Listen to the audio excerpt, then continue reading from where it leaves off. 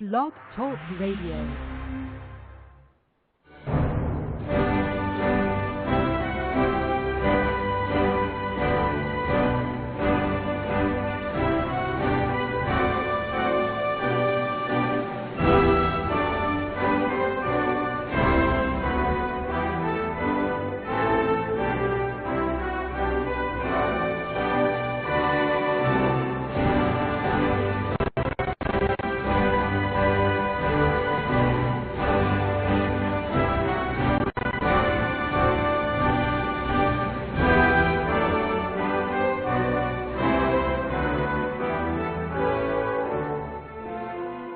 Boa noite, meus amigos. Estamos aqui de volta. Como sempre, começamos esse programa invocando a Santíssima Virgem Maria, o Santo Padre Pio de Pietrelcina, para que roguem a Deus que nenhuma injustiça se cometa nesse programa. Aqui alguns avisos aqui para vocês.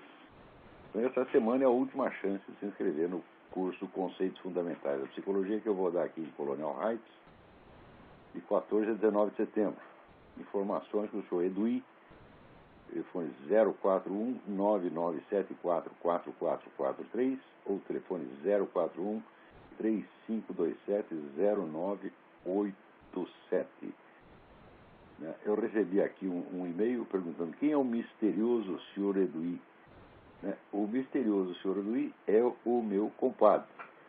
É o pai da esposa do meu filho Davi. Está aí, resolvido o mistério. Então,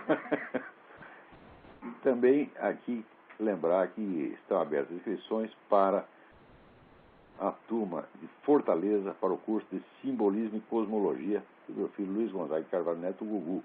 Contato com Renata, telefone 085-8652-0581 e também estou formando turmas em Belo Horizonte e em Brasília, pelo mesmo telefone do misterioso senhor Eduí.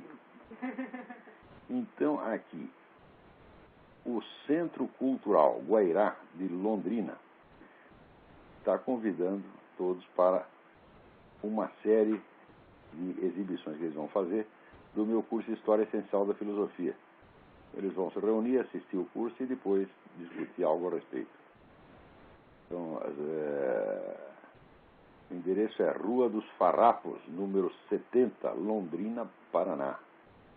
Rua dos Farrapos, número 70, Londrina, Paraná. A apresentação começa no dia 13, agora no dia 13, às 9h30. Suponho que seja 9h30 da manhã da noite, agora complicou. Da manhã. 9h30 da manhã. É. Muito bem. O Reinaldo Azevedo publicou lá no blog dele um artigo meu de 2001, chamado Nacionalismo de Esquerda é uma Fraude.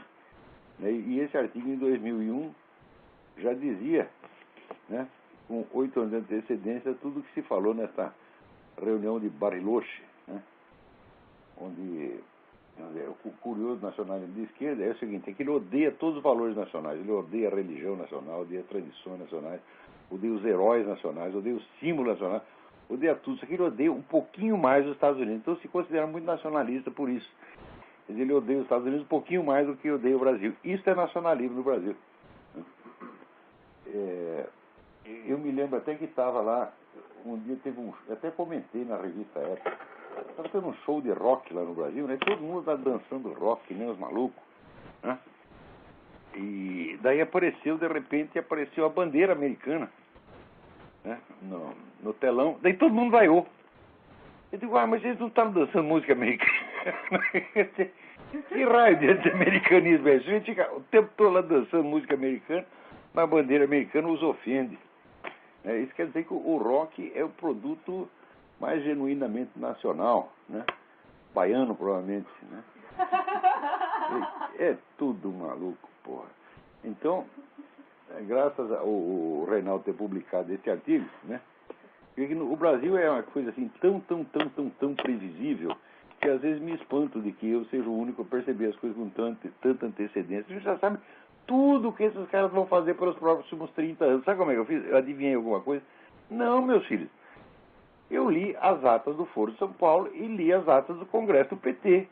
E li os livros desses teóricos, dos intelectuais, comunistas brasileiros, né? Carlos Nelson Coutinho, Quartim de Moraes, essa putada toda, entendeu? Então eu sei o que eles pensam e eles dizem o que vão fazer. Isso aqui nem aconteceu na Alemanha, minha gente. Quando você lê o Mein Kampf, o Hitler está dizendo lá tudo o que ele vai fazer. Ele fala, vou acabar com todos os judeus um por um, vou fazer isso, mais isso, vou fazer espalhar a guerra pela Europa inteira. Ele diz tudo, daí o pessoal lê e acha que é figura de expressão. Só que daí o sujeito faz mesmo tudo aquilo. Então esses malucos, bicho, eles são tão doidos que aquilo que vocês acham inverossímil, eu acho que figura de expressão, é exatamente aquilo no qual eles acreditam literalmente. Né? Olha aqui, por exemplo, a gente está vendo esse negócio, o pessoal acha que os gays são perseguidos no Ocidente, na Europa Ocidental, nos Estados Unidos, no Brasil, né? Ó, meu filho, no Brasil tem programa de travesti às 3 horas da tarde, entendeu?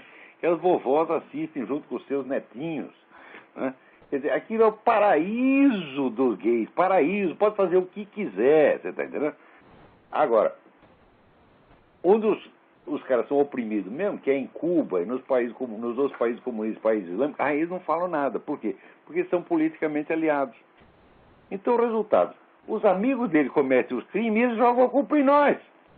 Quer dizer, isso é de uma hipocrisia monstruosa, mas não é só hipocrisia, vai além da hipocrisia. Eles não são hipócritas, eles são sinceros. Eles pensam realmente tudo invertido, gente. Então ele acha, por exemplo, você fazer uma piadinha de gay, é um negócio cruel, violento. Né? Agora, olha aqui em Cuba o que os caras fazem.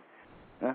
Eles fizeram um concurso de beleza chamado Mr. Gay Habana. A polícia invadiu, quebrou tudo, prendeu todo mundo, desceu o cacete nos caras. Daí eles espalharam, os coitados espalharam apelos a todos os organismos internacionais. Ninguém respondeu, ninguém quer nem saber. Olha como é o negócio. Quer dizer, fazer piadinha do gay não pode, mas descer o cacete nele, se tiver em Cuba, pode. Né? Pode lá, dar cacetete na cabeça, chute no cu, pode fazer o que quiser com o cara. É tudo bonito, porque é tudo seu amigo. Sabe esse negócio de... Ai, caramba.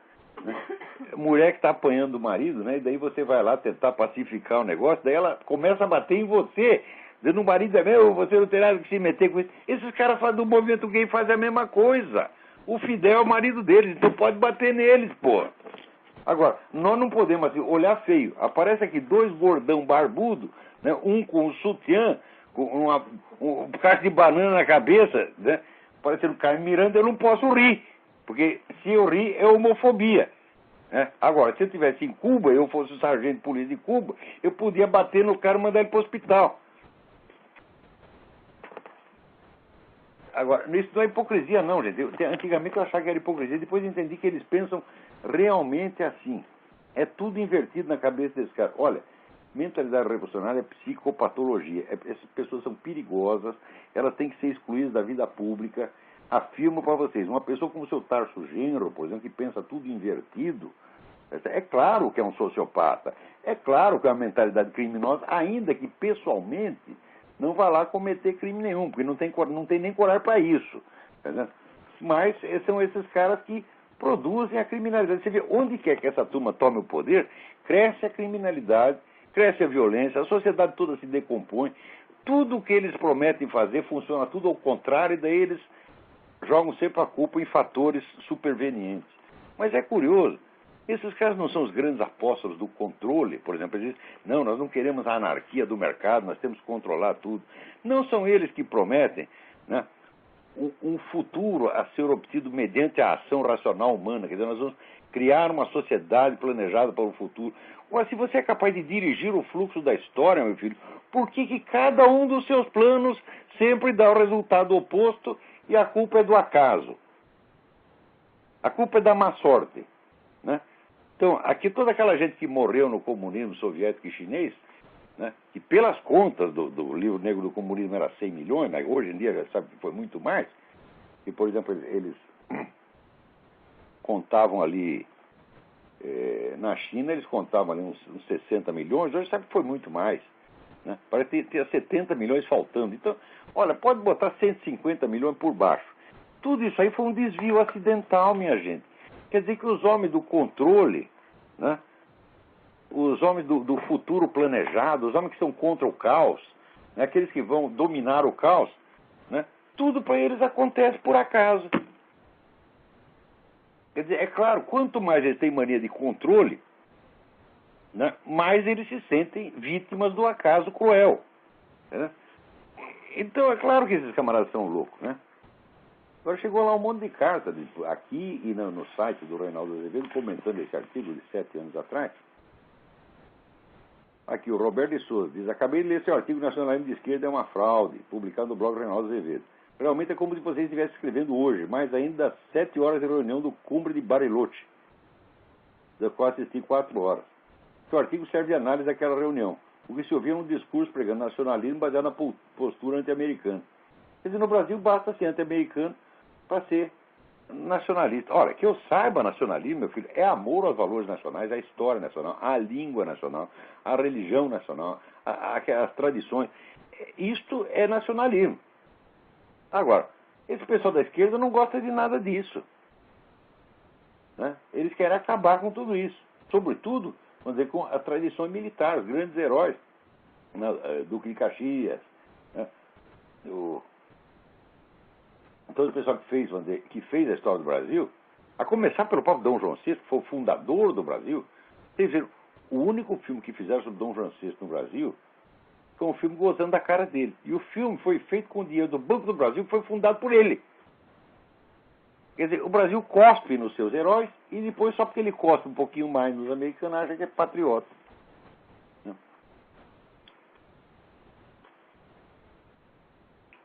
Aqui. Peraí, tem alguém na linha aí. Vamos lá. Diga, quem é? Alô, professor Olavo? Eu, tudo bem? Tudo bom, é o Carlos Soares aqui de Jacareí, São Paulo. Carlos Soares, tudo bem? Ih, tudo bom, prazer muito grande falar com o senhor. Prazer é meu. Professor, é o seguinte, eu queria saber com relação à produção científica nos Estados Unidos. Eu sou professor aqui em Jacareí, na área de contabilidade, e estou fazendo uma pós-graduação na área de didática. E a gente fala muito, eu ouço muitas críticas com relação ao construtivismo. Então, eu queria saber o seguinte: a produção científica desses países desenvolvidos, o tipo de ensino que eles fazem lá, para poder ter bastante produção científica, eles fogem do construtivismo? Que tipo de ensino eles têm lá? Não, o construtivismo também entrou aqui e está destruindo o ensino público. Aliás, o ensino público já foi feito destrutivo desde o começo. Já foi feito para transformar a população numa multidão de idiotas. Acontece o seguinte, acontece que aqui o número de escolas particulares é enorme. Então, se ele que ter algum recurso, não vai mandar ele para o ensino público. Agora, mesmo assim, mesmo o ensino público decadente americano, não dá para comparar com o brasileiro. Porque os meus filhos, por exemplo, logo chegaram aqui, em um ano eles leram mais na escola americana do que tinham lido no Brasil a vida inteira. Chegaram aqui e começaram a ler Shakespeare, essa coisa toda. Então, mesmo o ensino piorado americano que está hoje, ainda está infinitamente melhor que o Brasil. Porque aí o negócio do construtivismo entrou assim, em cheio, entrou com tudo. E aqui não. No Brasil é muito mais fácil você impor uma coisa dessa uniformemente a todo o país do que aqui. Aqui você tem muita iniciativa regional, muita iniciativa privada, tá entendendo?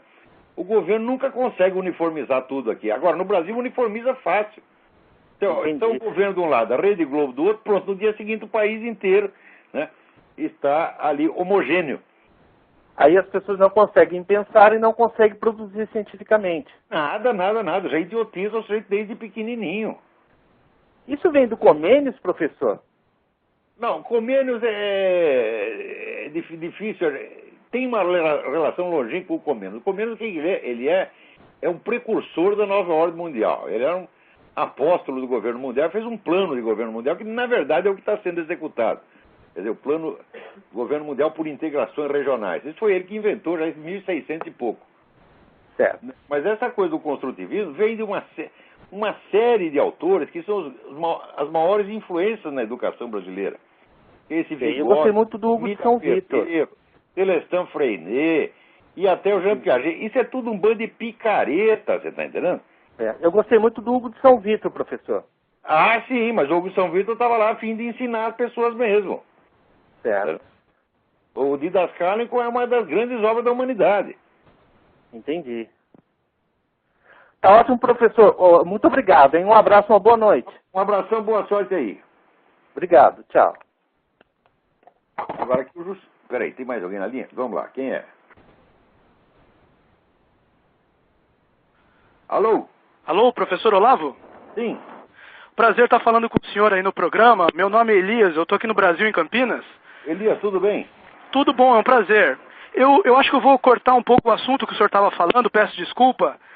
A minha pergunta é o seguinte, eu queria saber se o senhor conhece a iniciativa aqui no Brasil do Partido Federalista. Parece que tem a ver com o pessoal da Fiesp, eu não sei. Eu até não sou membro do partido, não sou militante, mas até dei uma ajuda para eles no começo. Mas no Brasil é tão difícil formar um partido político, eles estão há 20 anos nesse negócio, porra. Pois era isso que eu ia comentar, justamente. Eu acho que fundar partido, eu acho que é fazer buraco na água. Você cria um movimento político e invade um partido. Toma um partido já existente, que esses partidos são uma merda mesmo, tá entendendo? São completamente oco, né? Então é fácil você, se você tem um grupo sério organizado, você entra lá e ocupa espaço, usa o que já tem. Porque criar um partido político no Brasil é quase utópico. É verdade, eu estava impressionado com essa exigência das 470 mil assinaturas e com reconhecimento em cartório eleitoral, uma coisa incrível isso realmente. Imagina, o que é isso? Primeiro negócio de reconhecer firma, aqui nos Estados Unidos eles não sabem o que é reconhecer firma, se assinou já está reconhecido, só precisa uma assinatura em cartório para coisas muito importantes, né?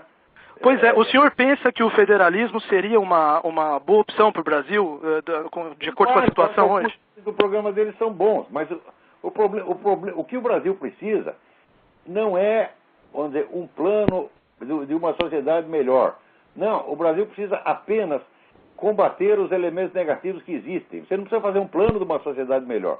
Se você combater o banditismo, o narcotráfico e a Revolução Comunista, o resto o povo faz. Você não precisa inventar uma sociedade. Você não precisa ter um programa político inteiro. No Brasil todo mundo tem aqui tem um novo projeto de Brasil. Para quê, meu Deus do céu? Nós não somos Deus para ficar inventando o futuro. Você combate o problema que existe agora e o futuro será melhor necessariamente. Deixa as pessoas trabalhar que elas sabem o que fazer, porra. Entendeu? Eu acho que assim, o que tem que fazer, a ação que tem que fazer não é construir um Brasil novo, não. É simplesmente impedir que esses desgraçados destruam. Verdade. Né? Você não Professor, pode dar saúde para uma pessoa, né? Você pode apenas combater a doença. Agora, se ele vai ter saúde ou não, depende da sorte. Né? Claro. Professor, muito obrigado pela sua atenção. Um abraço, boa sorte aí na América. Obrigado, boa sorte para você também. Opa, tem um monte de telefone hoje. Tem um monte de coisa que eu queria comentar aqui, pô. Mas, pode falar. Quem é? Não é ninguém. Então deixa eu aproveitar. Olha, essa semana aconteceu um negócio aqui. Alô? Alô? Olá, Alô? tá escutando? Quem está falando? Aqui é Marcelo de Tampa. Marcelo, tudo bem? Tudo bom? Eu tenho uma pergunta para você. Eu estava ouvindo você falar sobre educação e eu tive uma sobrinha que veio de Salvador estudar aqui, fazer um intercâmbio cultural. E ela se deu muito bem na escola aqui, foi uma escola pública que ela cursou. Então eu não consigo entender como aqui o estudo está tão ruim público e consegue ser pior do que o do Brasil. Aqui, aonde? Aqui nos Estados Unidos? Ela não, veio pra não cá. Está pior do que o Brasil. Não está, não. Está muito melhor do que o Brasil. Mas ela só tirava 10 e tipo assim, lá em Salvador ela era uma aluna mediana. Ué, então ela se deu bem aqui. Mesma coisa aconteceu com meu filho, olha. Quer dizer, ainda tinha barreira de linguagem, né? Talento pessoal dela. Isso aí não é mérito da escola brasileira, não. Ele vem um brasileiro pra cá, às vezes se sai bem. Sai bem justamente porque encontrou um ambiente um pouquinho melhor, pô. Mas você não acha que, por exemplo, sei lá, o estudo público nos Estados Unidos está extremamente degradado e... Está muito ruim. Você não tem comparação com o que era, mas mesmo assim eles não conseguiram piorar tanto quanto o Brasil. Porque ela veio de uma escola privada em Salvador. E, pô, ela se deu muito bem aqui. E lá no Brasil, ela é mediana, assim, pra baixo, entendeu? Então Não, não mas aqui consigo, só não acontece consigo com qualquer entender brasileiro. para onde vai o nível cultural da sociedade aqui, da sociedade em geral, média, é incomparavelmente superior ao do Brasil. Não dá para comparar. Não, olha, eu encontro aqui todos os meus vizinhos, né? Que é tudo caipira, tudo redneck aqui. Todos eles leem livros, todos estão informados. Ler livros no Brasil é uma coisa anormal, se ler livros, né? É Aí o presidente verdade. da República dizendo que Mas você lê não livro. acha que a educação privada no Brasil é melhor do que a educação pública nos Estados Unidos? De jeito nenhum, de jeito nenhum. Você não tem ideia do que é educação privada aqui. Olha, eu estou dizendo, a sociedade americana, do ponto de vista brasileiro, é inconcebível. As pessoas não conseguem imaginar. Aqui você tem escolas privadas que os garotos aos 6 anos estão lendo e falando, discutindo em grego e latim clássico. Mas mesmo na escola pública? Não. Escola privada. Ah, privada. É isso que eu estou privada falando. Você não acha que a escola pública americana está em uma falência completa? Tá, está sim. Está sim. Mas mesmo assim não chegou no nível brasileiro. No Brasil chegou assim a destruição total. A escola no Brasil é um agente da criminalidade. Isso aí está comprovado. Onde aumenta a escolaridade, aumenta o crime. A escola no Brasil é feita para produzir criminoso. Isso é uma coisa deliberada, isso não é um erro, não é incompetência, é deliberado. Isso foi feito por pessoas que nos anos 60 leram Herbert Marcuse e se convenceram de que a classe revolucionária não é constituída pelos operários, mas é constituída pelos bandidos, pelas putas, pelos marginais, e começaram então a criar a marginalidade, de propósito. Esses caras deviam ser fuzilados. Mas também não dá para esperar muito. Você tem um presidente como o Lula, um ignorante completo, como é que você pode esperar? Não, o Lula é ignorante e orgulhoso. Ele se orgulha da sua ignorância. Porque, olha, eu na infância era mais pobre do que o Lula. Ele nunca estudou porque não quis. Nunca estudou porque é vagabundo, cínico e filho da puta. Isso é o que ele é e as pessoas ainda respeitam ele. Ainda fazem filme dizendo, Lula, um brasileiro, né? Como se fosse uma vida. Mas quem faz o filme dele é outro filho da puta ignorante, né? Pois é. Então vamos em frente. Tá bom, obrigado, Olavo. Obrigado eu. Né? Então deixa eu contar um negócio aqui para vocês. Esta semana teve uma queda de braço entre o jornalista Glenn Beck e um assessor ministerial do Lula do Obama, chamado Van Jones. Né? O Glenn Beck denunciou que esse Van Jones era um cara que logo depois do 11 de setembro, né, assinou um manifesto dizendo que era tudo culpa dos Estados Unidos e que o mundo deveria resistir contra os Estados Unidos, logo depois do 11 de setembro. O cara comunista de carteirinha, né? Então o Glenn Beck falou do cara, o sujeito logo ameaçou, dizendo, não, isso é racismo, né? E fez uma campanha para que os anunciantes do Glenn Beck boicotassem o programa. O Glenn Beck reagiu, daí apareceu o correspondente do Odnet dele em Israel, Aaron Klein, que é os caras que descobrem tudo. O cara contou a vida inteira do tal do Van Jones, e o Van Jones, se fudeu. Teve que pedir demissão essa semana, porque estava todo mundo, né, achando que pegou mal. Tá vendo? O Glenn Beck ganhou a parada. Glenn Beck e Aaron Klein estão de parabéns. Né? Agora, essa semana aparece a outro bosta, que é esse presidente da Assembleia Geral das Nações Unidas, Miguel Descoto, devia ser Miguel Descroto, e disse que Fidel Castro é o melhor discípulo de Jesus. Olha só, né? Deve ser por isso mesmo que ele mandou matar tanto padre, fechar tanta igreja, né? Agora, vejam vocês, também na mesma semana aparece esse outro bosta, que é esse bispo Crivella, né? Dizendo que, como é que ele falou? Que o livro mais comunista que tem é o Evangelho. Eu digo, olha, eu vou dizer aqui umas coisas que Vladimir Lenin, né, dizia do cristianismo. Ele diz o seguinte: todo culto a uma divindade é uma necrofilia. Qualquer ideia religiosa, qualquer ideia de Deus, qualquer flerte mesmo com a ideia de Deus, é uma sujeira inexprimível. É a mais perigosa sujeira, a forma mais vergonhosa de doença venérea. Isso é o que o chefe do comunismo dizia do cristianismo e das outras religiões. Daí mais tarde ele mesmo, o próprio Lenin, diz: não pode haver nada mais abominável do que a religião. Daí chegou a ele a notícia que alguns funcionários da Tcheca, que era a polícia estatal lá, no dia de Natal deixavam de trabalhar. Ele ordenou, quem deixar de trabalhar por causa do dia de Natal será fuzilado. Ó, isso é que os comunistas pensam da religião. Agora vem esses vagabundos, né? Quer dizer, tentar negar a realidade, que esses caras foram os maiores perseguidores de religiosos ao longo de toda a história humana. Você precisa ser muito cínico para dizer uma coisa dessa.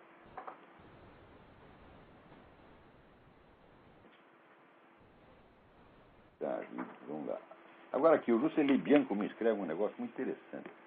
Ele diz, Carola, por urgência de caridade, com a infinita estupidez botocuda, imploro que escreva um artigo ao mercado e seus especialistas. A razão é a seguinte, na esteira da divulgação do novo marco regulatório para o setor de petróleo, dúzias de especialistas e expoentes do mercado estão perplexos e totalmente desorientados ante a propositada, confusa e maliciosa proposta do governo. Mas não atinam de maneira alguma com a estratégia política continental de dominação comunista, onde a Petrobras será usada, ou já é, como uma monumental alavanca ao lado da PDVSA e outros, para financiar o impulso final da conquista de poder. É verdade, Juscelino, os caras só discutem do ponto de vista econômico e baseado na premissa de que o presidente está interessado em incentivar o capitalismo. Olha aqui, comentário no Estadão. Para que mudou o modelo? Para dar dinheiro à Petrobras, né? Há uma grande inconsistência entre a propaganda e o que apresentaram. A propaganda que tem objetivo, mas o que apresentaram é um modo de pegar o dinheiro da concessão e capitalizar a Petrobras. Também é tudo analisado só do ponto de vista econômico. Olha aqui, na Folha. É importante que o governo resista à tentação de fazer isso. Resista à tentação é exatamente o que o governo está querendo fazer, né? Porque isso coloca em risco todo o desenvolvimento do mercado de capitais. Olha só, Mauro Cunha, presidente do Instituto Brasileiro de Governança Corporativa. Se o Mauro Cunha não entende merda nenhuma de estratégia política. Ele acha assim, olha, o governo está fazendo uma coisa que vai prejudicar o mercado de capitais. Onde já se viu? O governo está interessado no mercado de capitais, porra. É incrível, incrível, incrível. Quer dizer, esses caras, eles fizeram um compromisso, todo esse pessoal pró-capitalista fez um compromisso de jamais discutir ideologia, jamais discutir propostas gerais de sociedade. Ele só pode se ater ao problema econômico, para dar a impressão que o mundo é uma empresa e que tudo é uma questão de administração. Quer dizer, os caras estão fazendo uma revolução por um lado e esses caras em cima discutindo como se fosse um problema de administração.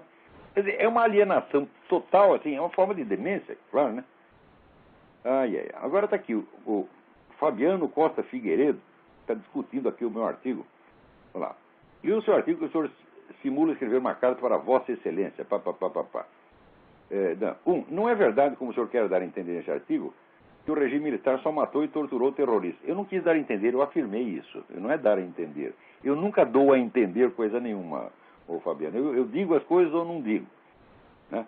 Afinal, Rubens Paiva, Vladimir Herzog, Manuel Filho, Zuzuang e outros não eram terroristas. Um momento. Peraí, você está chamando terrorista só o sujeito que entra no banco, assalta ou o sujeito que coloca uma bomba lá? Fala, não. Todos os membros de uma organização terrorista, até o mais são todos terroristas. Isso é consenso internacional? Então, como é que é isso? Esse pessoal estava ligado a essas organizações, né? VPR, Aliança Nacional Libertadora, etc. Né? Além disso, há vários relatos de camponeses torturados por militares no Araguaia. Esses camponeses também não eram terroristas. Como não eram terroristas e estavam colaborando com os caras, porra? Ó, numa organização, para cada 100 membros de uma organização terrorista, um joga bomba. Isso é a coisa mais óbvia, quer dizer, que inocência é essa? 2.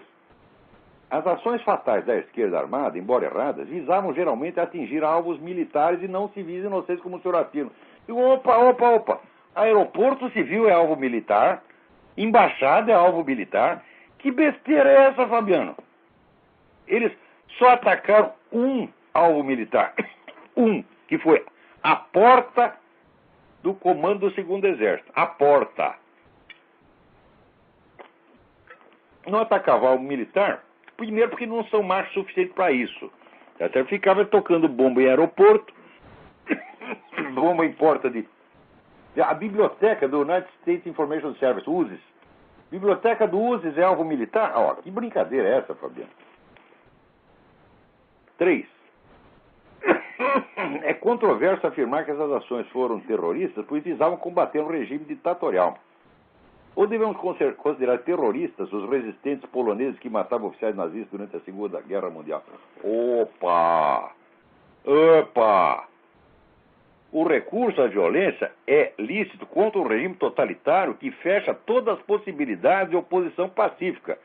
Isso jamais aconteceu na ditadura militar. Ao contrário, ela ajudava e subsidiava a oposição pacífica, inclusive comunista. A principal editora comunista, a editora Civilização Brasileira, foi financiada pelo governo o tempo todo. Eles queriam incentivar a oposição pacífica para jogá-la contra o pessoal da esquerda armada.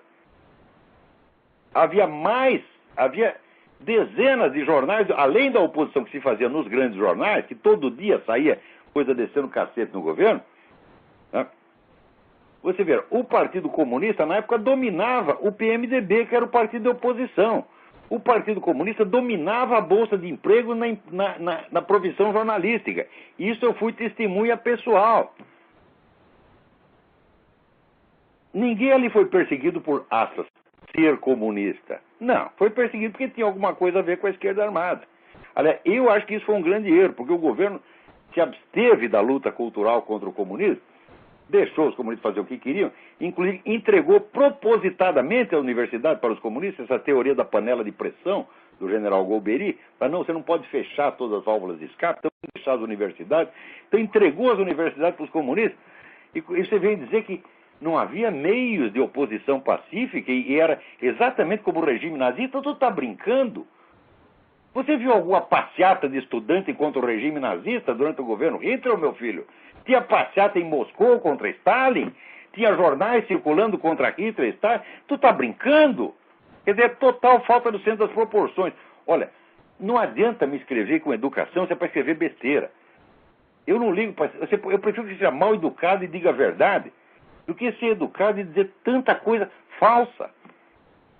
Quer dizer, isso, de onde vem? Você não é esquerdista, mas você é desses caras que está convencido de que é impossível o esquerdista ser mal. Tudo que o esquerdista faz é de boa intenção. Ora, a história inteira está provando que é o contrário, que tudo que os caras fazem é de má intenção e que eles são os piores assassinos de todos. Você está entendendo? A história inteira está mostrando isso. E, no entanto, existe uma coisa, o cérebro das pessoas foi programado para pensar assim, se ele é esquerdista, jamais pode ser mal. É por boa intenção. E se é direitista, ele deve ser mal, ainda que ele não faça mal a ninguém. O Olá, por exemplo, não pode dizer que jamais matei uma mosca. Matei várias moscas e matei uma cobra outro dia. Tá certo? Sapos eu evito matar. Tá certo? Eu os jogo de volta no mato. Tá certo? Então, por exemplo, as pessoas... Tem gente aí que só falta achar que eu sou pior do que o Champinha. Porque se você é direitista, você é mau. Se você é esquerdista, você é bom. Você acredita nisso. Olha, examina bem a sua alma. Como é que você consegue distorcer tanto a coisa desse jeito? Ai.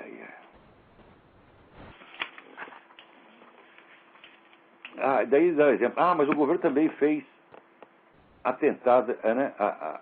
O atentado do Rio Centro. Quem morreu no atentado do Rio Centro? Os dois idiotas que estavam com uma bomba no colo, porra. Quem mais eles mataram? Eles mesmos. Né? A explosão de uma bomba na OAB matou uma pessoa. Quer dizer, houve um terrorismo, sim. Nos anos finais, houve algum terrorismo direito. Eles mataram uma pessoa. Uma pessoa. Veja, quando veio o AI-5, determinando o crescimento da repressão, esses terroristas já tinham matado 86. Isso até 68. Sem que o governo fizesse praticamente nada contra eles. Daí veio o AI-5, e daí o AI-5 é um escândalo. Meu Deus do céu. Um pouco de... Olha, preste bem atenção. A civilização está acabando no Brasil, então as pessoas não têm mais noção do certo e errado, do verdadeiro e do falso. Sobretudo, elas não têm mais senso das proporções, que é uma coisa que uma criança instintivamente tem. Digo, olha, por senso das proporções, meu filho, nada, nenhum mal que tenha sobrevindo à humanidade ao longo de toda a sua história se compara com o comunismo. Assim, é só a questão de você somar o número de vítimas. Eu digo, olha, a peste negra perto do comunismo foi fichinha. Né? As duas guerras mundiais somadas mataram 1/3 do que os comunistas mataram. Agora, quem morreu na Segunda Guerra Mundial foi principalmente soldado em campo de batalha. As vítimas do comunismo não, são inocentes civis. Né? Alô, quem está na linha aí? Alô? Alô? Sim. Professor Marcelo de Brasília, tudo bom? Marcelo, tudo bem? Tudo bom, professor. Eu me solidarizo com o seu pigarro e com o seu cigarro, então estou fumando um cigarro aqui também, se o senhor não se importa. Muito bem. Pigarro não faz mal a ninguém. Tá certo, tá certo. Aliás, é bom, porque você escarra e joga o colesterol fora. Fantástico, fantástico. Eu vou anotar isso aí depois para mim, Você professor. deve ler. Professor. Benefício do tabaco. É? Eu ouvi isso aí há uns 2 programas atrás, eu queria ler isso aí também. Deixa eu Dos ver. benefícios do tabaco. Deixa eu ver se eu... Tá aqui. Olha aqui. O autor chama-se Dr. William Campbell Douglas, com 2 S. The Health Benefits of Tobacco. Tá certo? Aparece aqui o Dr. Douglas com baita de um charuto. Oh, beleza. Agora ele diz para não fumar qualquer coisa não, para você evitar esse cigarro que tem muito aditivo, porque eu sei que tem cigarro que faz mal. Um dos absurdos da campanha anti-tabagista é o seguinte: você não tem 2 cigarros que têm a mesma fórmula química, os aditivos que eles põem são completamente diferentes. Então como é que você pode falar do cigarro de modo geral? Pois é, porque pensar custa caro, professor, e educar custa mais caro ainda. Exatamente. Mas, eu vou fumar até o último dia da minha vida, tá certo? Uns minutos antes de morrer, fala, me dá o último aí. Eu vou fumar também. Mas, professor, eu queria falar com o senhor... Morreu minha tia Paula com 91 anos fumando até a véspera. O médico foi lá, pois, causa morte, tabagismo. O cigarro matou a velha aos 91 anos, porra. É verdade, professor, é verdade. Mas, professor, deixa eu lhe perguntar aqui.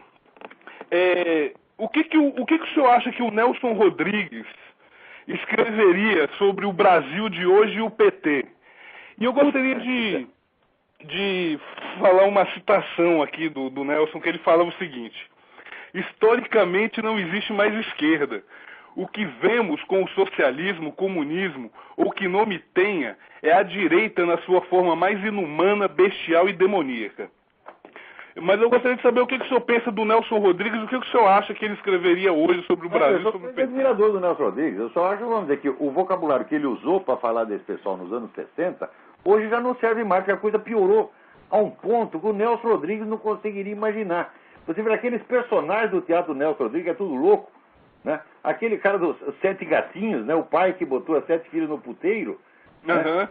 Era, comparado com esses nossos ministros de hoje, era um sujeito normal, era um homem saudável, né? Por exemplo, você compara com esses caras com os caras do movimento abortista, e conseguiram fazer aqui nos Estados Unidos uma lei que permite o aborto até 2 minutos antes do nascimento. Quer dizer, a criança está prontinha, saudável, você vai lá e mata, né? É uma ideia que nem personagem do Nelson Rodrigues tinha. O Nelson Rodrigues diz aqui no livro dele que aborto é coisa de Jack o Estripador. Mas é mesmo. Tanto mas de modo geral, o que o senhor tem a dizer da obra dele? Não vamos nem falar do teatro, vamos falar das crônicas mesmo. O que o senhor tem a dizer sobre isso? O cara é um mestre da língua portuguesa, isso aí ninguém pode negar. E era um homem, vamos dizer, muito sensível e percebeu a realidade como era, tá entendendo?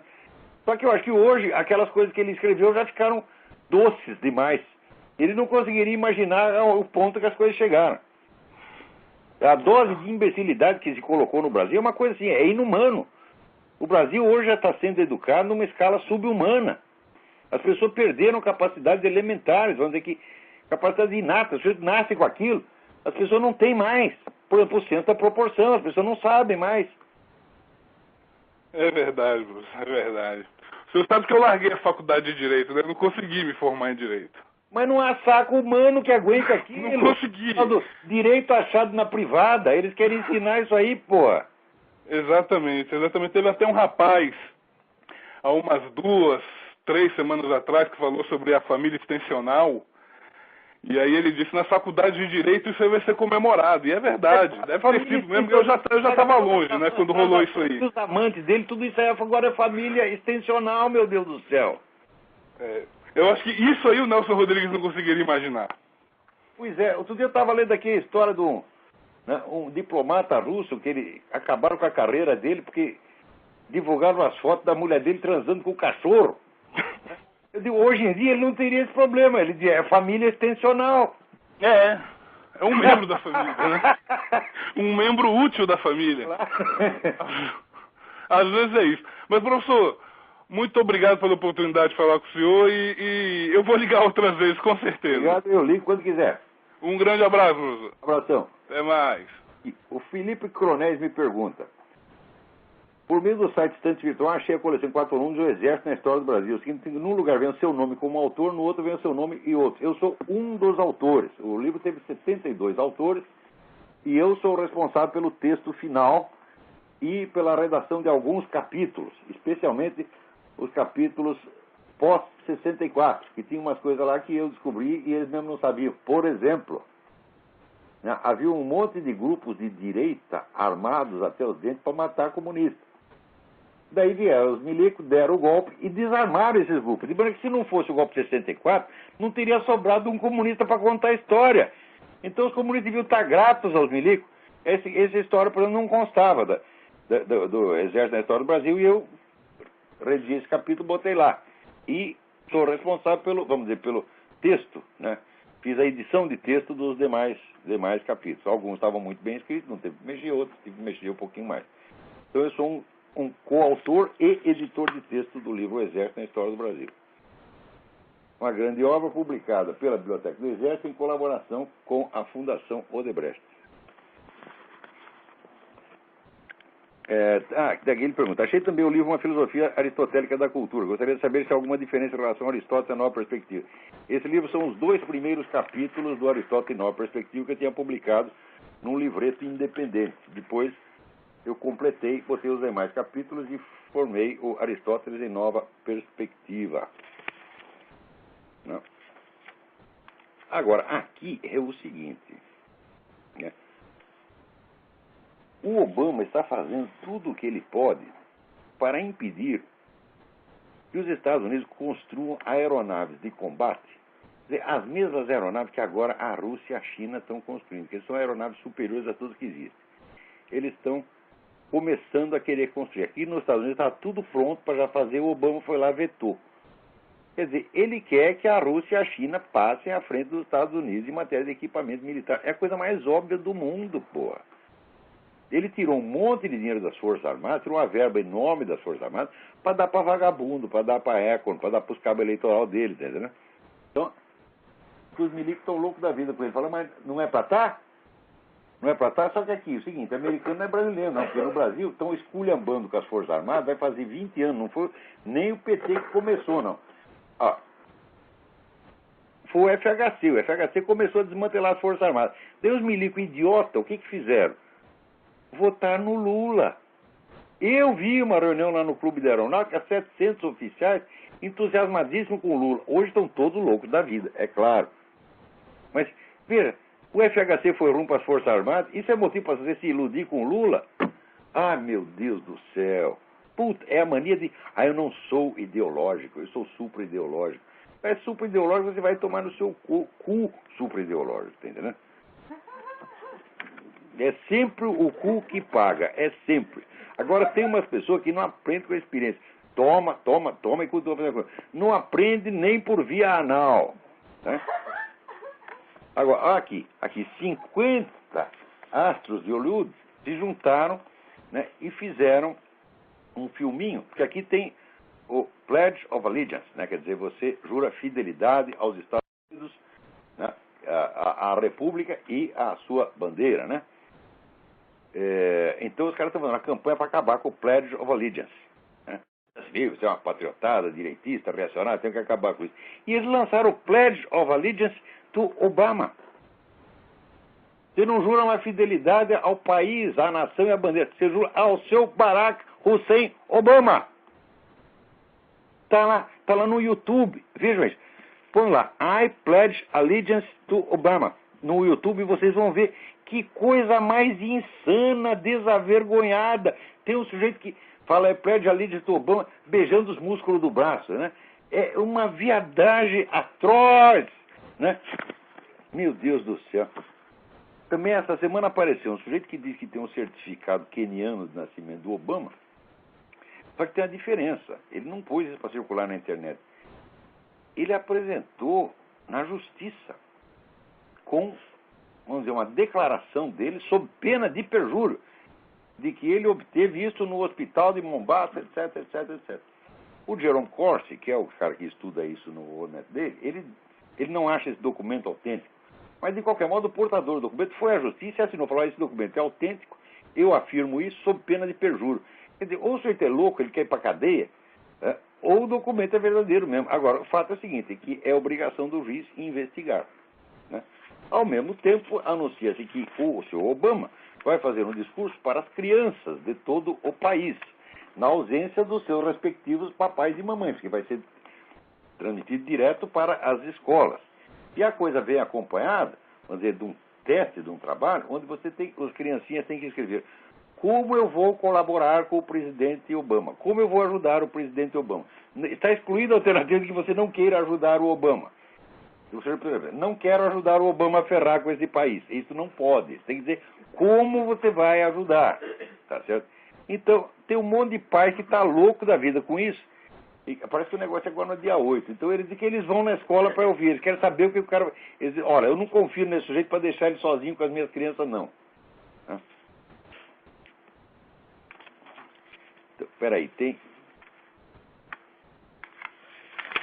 alguém aí na linha. Alô, quem é?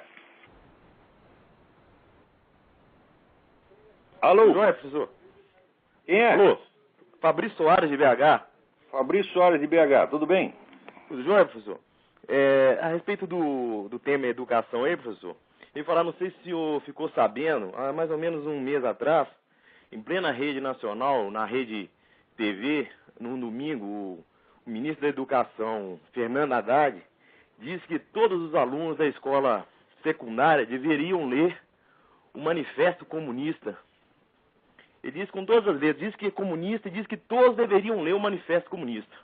Ué, mas é claro, mas alguém... Claramente. Que isso é um governo comunista que nós A gente temos? já sabia, mas ele deixou claro. Isso. O que é educação no Brasil é duas coisas, propaganda comunista e geração de bandidos. A educação só serve para isto. Esse seu Fernando Haddad é o criminoso dos criminosos. Ele sabe perfeitamente que a educação brasileira gera criminalidade e ele gosta disso. Exato. O que ele quer é assim, é a revolução, está entendendo? A pátria dele é a revolução, como todo comunista. Exatamente, ele disse isso. Esse sujeito não tem capacidade. O Brasil. Não tem capacidade educacional para ser gerente de posto de gasolina. E, no entanto, botaram no Ministério da Educação. Digo ao senhor Fernando Haddad, quer ter um debate sobre educação comigo? Vem, você vai sair chorando, você vai sair de quatro chorando, porque eu vou provar que eu sou ignorante.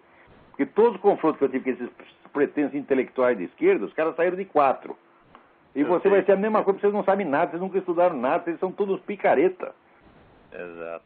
Professor, queria deixar aí um abraço ao senhor, fico com Deus e falar que o seminário de filosofia está excelente, viu? Muito obrigado, muito obrigado. Um abraço, professor. Fico com Deus. Então, alô, tem mais alguém na linha aí? Vamos lá. Alô? Alô? Alô, é Rodolfo de Petrópolis. Rodolfo, tudo bem? Alô? Oi, tudo bem? Eu gostaria de perguntar se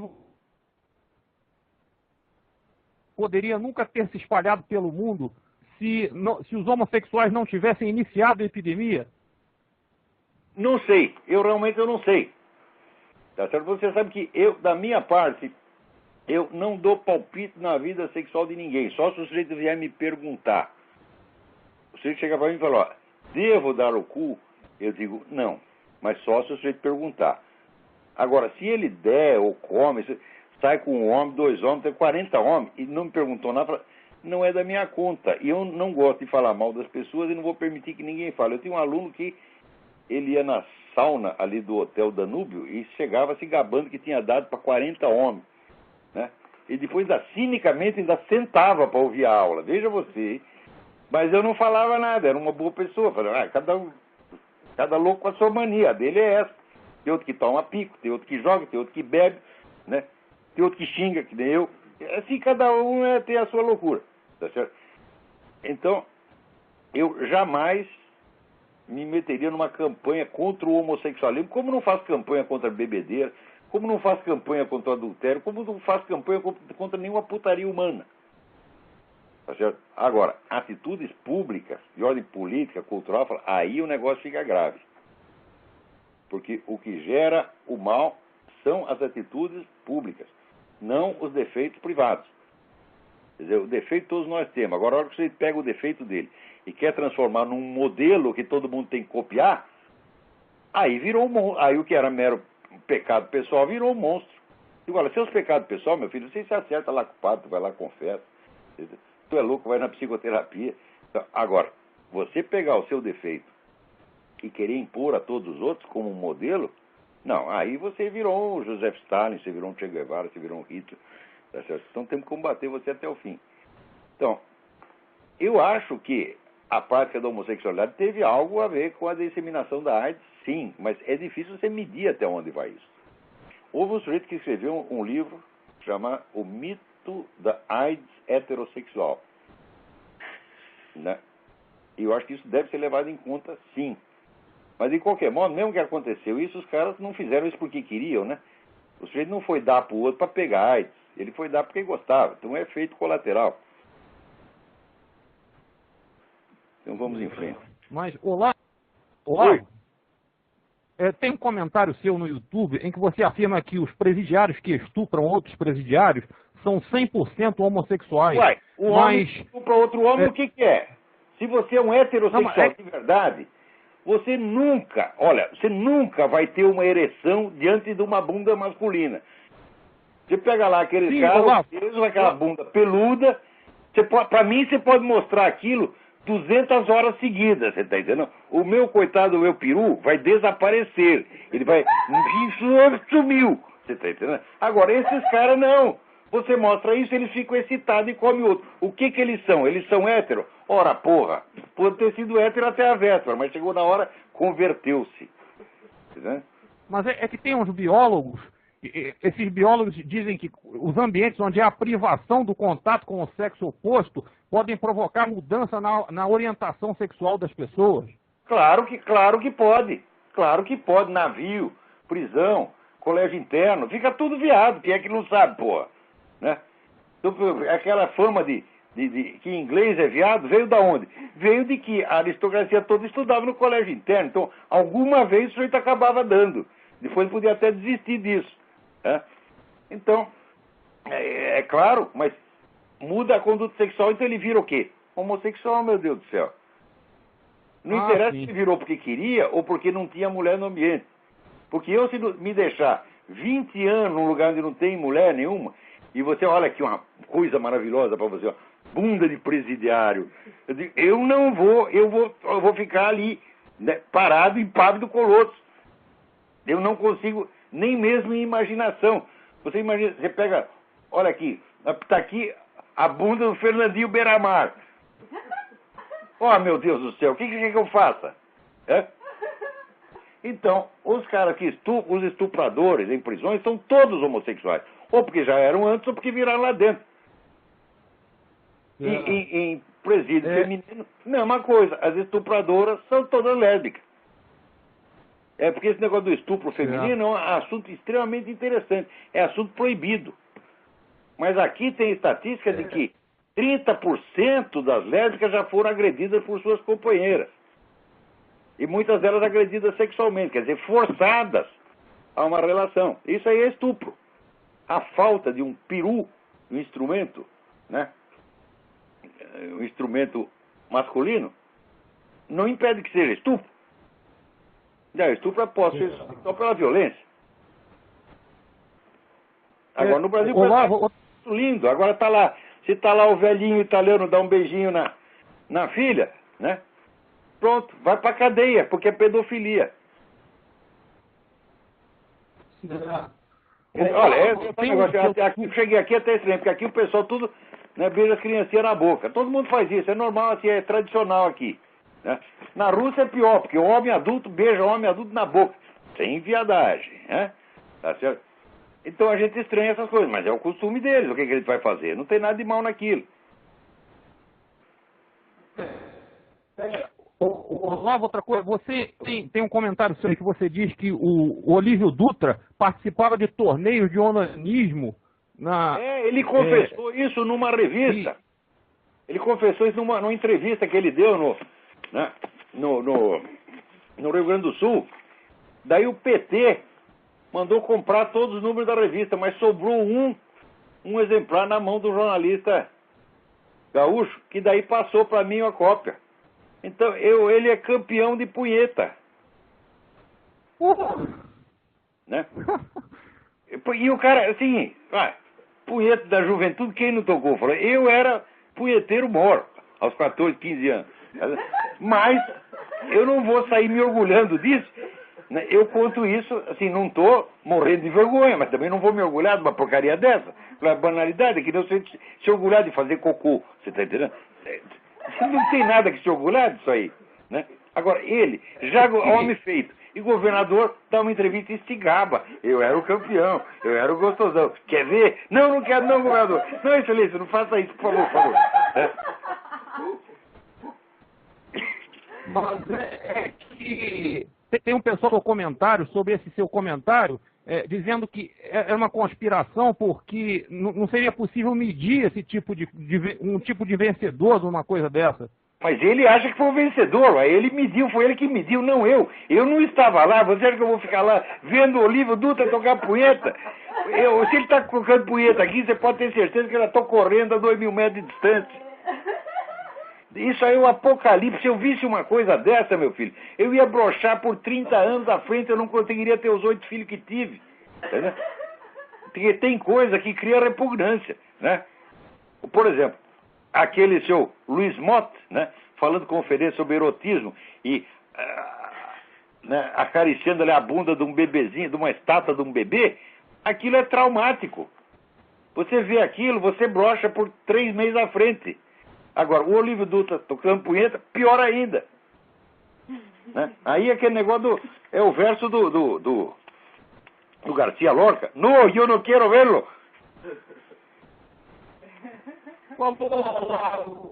Briga com nós. Até logo. Até logo, obrigado.